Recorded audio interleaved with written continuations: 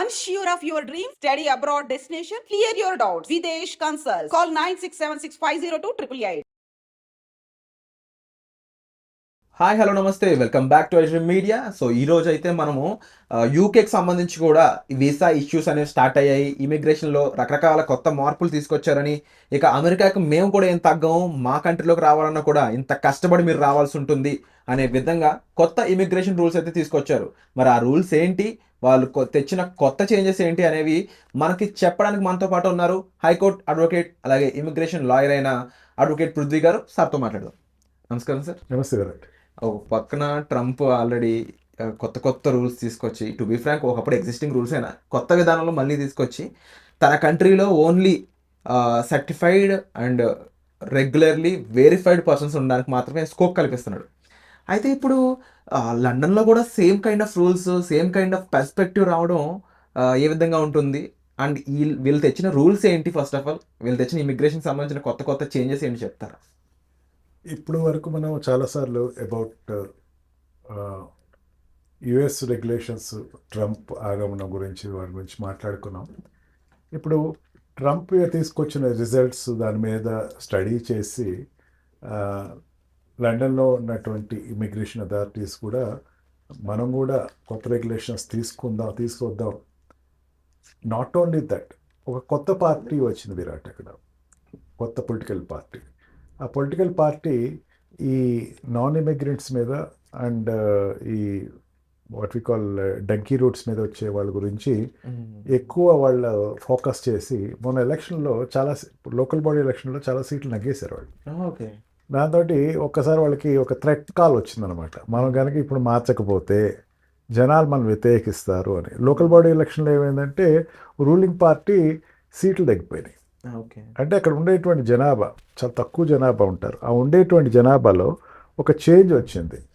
ఏంటంటే మన దగ్గర మన నైబర్స్ కానీ మన కాంపిటేటర్స్ ఎవరైనా సరే నాన్ లీగల్ ఎంటిటీస్ వస్తే దాన్ని ఆపడానికి గవర్నమెంట్ చర్యలు తీసుకోవాలి అన్న ఒక కాల్ని గవర్నమెంట్ తీసుకుని దానికి ఒక 10 రూల్స్ అయితే, రెగ్యులేషన్స్ అయితే అక్కడ ఇమిగ్రేషన్ అథారిటీస్కి అప్రూవల్ తీసుకొచ్చారు. దాంట్లో ఫస్ట్ అండ్ ఫార్మోస్ట్ ఏంటంటే ఈ salary structure, minimum salary structure అనేది ఏదైతే ఉందో దాన్ని స్కేలప్ చేశారు. అంటే అంతకుముందు 26,200 పౌండ్స్ ఉండేటువంటి పర్ యానం ఉండేటువంటి శాలరీని ఒకేసారి డ్రాస్టిక్గా 38,700 చేశారు. అంటే 26,200 శాలరీ ఉన్నవాళ్ళు ఇంకా అక్కడ ఉంటానికి లేదు. They have to leave the country. దీంట్లో చాలామంది వచ్చేస్తారు. అంటే పర్ యానం వాడు ఎవరికైనా సరే $26,000 పౌండ్స్ వచ్చేవాడు ఇంకా కంట్రీలో ఉండట్లేదు. వాడు ఖచ్చితంగా ఆడ పేరోల్ పెరగాలి. ఆడ పేరోల్ ఎంత పెరగాలంటే 36,700 పౌండ్స్లోకి పెరగాలి.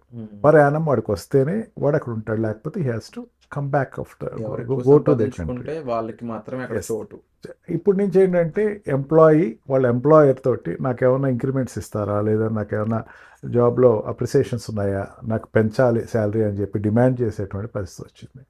సెకండ్ థింగ్ ఏంటంటే మనకి ఇప్పటివరకు చాలా వీడియోస్లో యుఎస్ ఈ స్టూడెంట్ వీసాస్ తర్వాత వాళ్ళ కష్టాల గురించి మాట్లాడాం.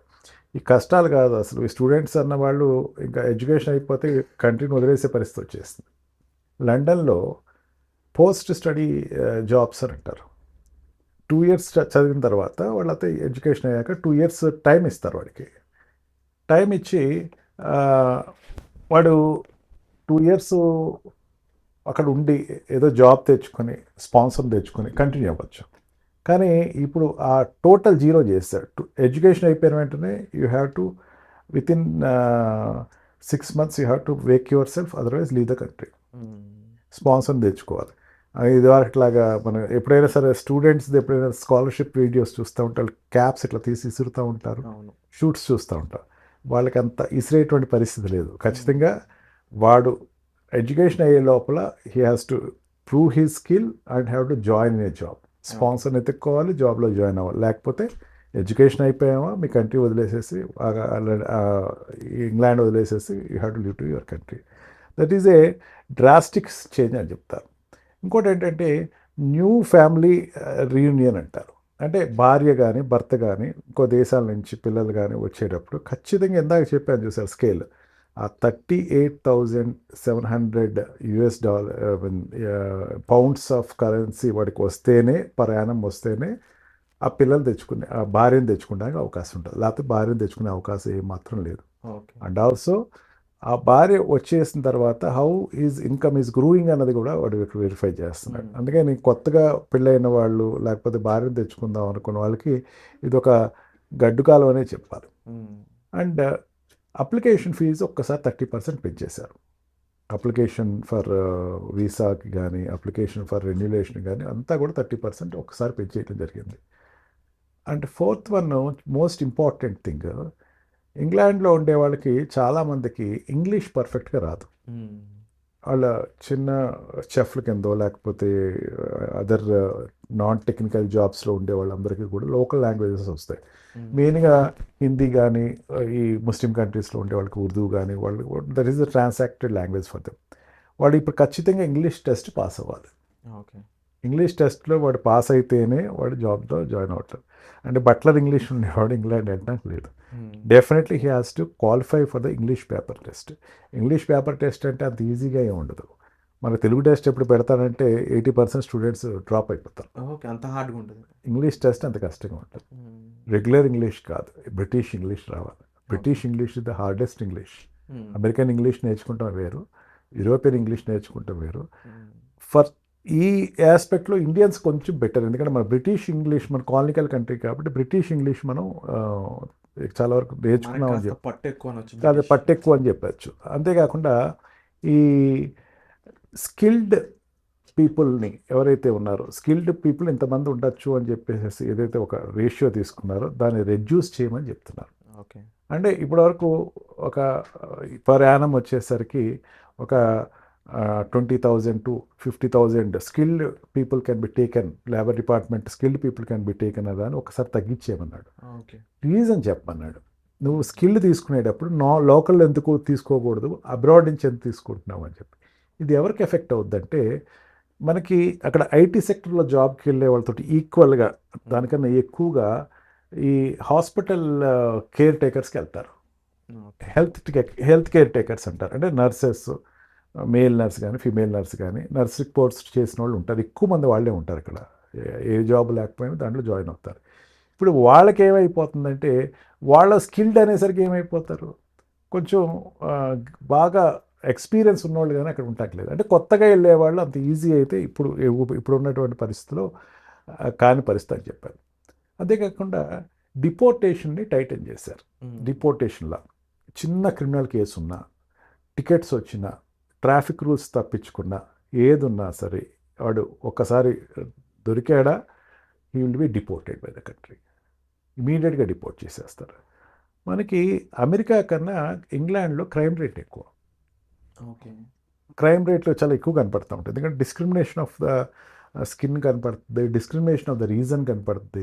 ఎందుకంటే మొన్న ఇక్కడ ఇండియాలో వార్ జరుగుతూ ఉంటే 2 వర్గాలు కొట్టుకునే పరిస్థితికి వచ్చారు అక్కడ. అటు Indians who supported the Indian country వాళ్ళు, Pakistan people who supported their country, ఇద్దరు అంబాసీ దగ్గర కొట్టుకునే పరిస్థితి వస్తుంది. వాళ్ళు ఎవరైనా అరెస్ట్ చేశారనుకోండి ఆ ప్రొటెస్ట్లో వెంటనే వాడు పట్టుకుని వెనక్కి వచ్చేయటం అనమాట. అంతేకాకుండా ఇంకొక మేజర్ స్టెప్ ఏం చేశాడంటే వీసా రెన్యులేషన్ స్కీమ్ని టైటన్ చేశాడు. వీసా రెన్యులేషన్ స్కీమ్లో నువ్వు ఎన్ని జాబ్స్ చేంజ్ అయ్యావు, ఏమేం జాబ్స్ చేస్తున్నావు, అప్లికేషన్ స్కోరింగ్ పెంచారు. అంటే అప్లికేషన్లో ఉండేటువంటి పారామీటర్స్ చాలా వరకు ఎక్కువ పెంచేశారు. ఎక్కువ పెంచి దాంట్లో రెన్యులేషన్ అంత ఈజీగా రెన్యులేషన్ అయ్యే పొజిషన్ అయితే కాదు. ఎన్ని వర్క్ కావాల్సిన వర్క్ జాబ్ చేసావు, నీ ఎంప్లాయర్ ఏమంటున్నాడు, నీ sponsor is ready to give sponsorship or not.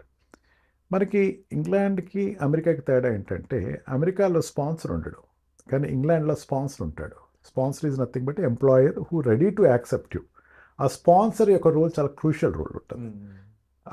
స్పాన్సర్కి కనుక నీకు అక్కర్లేదు అనుకుంటే యూ హ్యావ్ టు డిపోర్ట్, రెన్యులేషన్ ఉండదు. ఇంకా third last but not least ఏంటంటే ఎస్లైమ్ అంటారు, శరణార్థులు.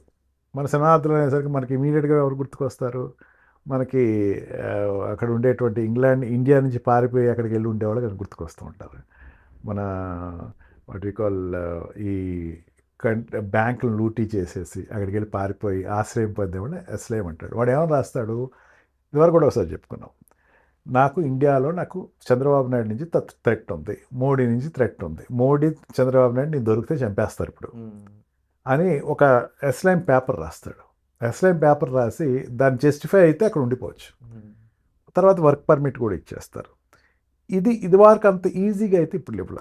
వాడు ఇప్పుడు గ్రౌండ్ వెరిఫికేషన్ చేయమంటున్నాడు. నిజంగా వాడికి ఆ థ్రెట్ ఉందా, నిజంగా వాడు మనకు ఉపయోగపడతాడా, ఇక్కడ ఉండటం వల్ల ఎస్లైమ్ ఇవ్వటం వల్ల నేను యుఎన్ఓలో లేదా వరల్డ్ వైజ్గా నేను ఏమైనా రెప్యుటేషన్ చెప్పచ్చా. ఇప్పుడు జనరల్గా ఏమవుతుందంటే పొలిటికల్ ఎస్లైమ్లో వాళ్ళు ఎక్కువ వెళ్తూ ఉంటారు. పొలిటికల్ ఎస్లైమ్ అంటే ఏంటంటే పెద్ద పెద్ద పొజిషన్లో ఉండేవాళ్ళు ఎస్లైమ్ ఆప్ట్ చేసుకుంటారు ఏ కంట్రీలో అయినా సరే. మనకి ఇండియాకు వచ్చేసరికి బంగ్లాదేశ్ ప్రైమ్ మినిస్టర్ ఇండియాకు వచ్చి ఉండటం అండ్ వాళ్ళు దలైలామా వీళ్ళందరూ ఎస్లైమ్లో వచ్చారు వాళ్ళు. అలాగే ఇక్కడి నుంచి అక్కడికి వెళ్ళేవారు ఎవరు ఉంటారు, నీరవ్ మోడీ లేకపోతే బిగ్ పిన్, విజయ్ మాల్యా వీళ్ళందరూ వెళ్ళిన వాళ్ళు ఉంటారు. ఇదివరకు ఇట్లాగే ఇప్పుడు వాళ్ళు వెళ్ళటానికి అంత ఈజీ కాదు. అది మనకి ఒక రకంగా చెప్పాలంటే it's good news for India అని చెప్పొచ్చు. ఎస్లైమ్లో అంత ఈజీగా మనం వెళ్ళిపోవాలి. And also last but not least health పాలసీస్ని టైటప్ చేశాడు.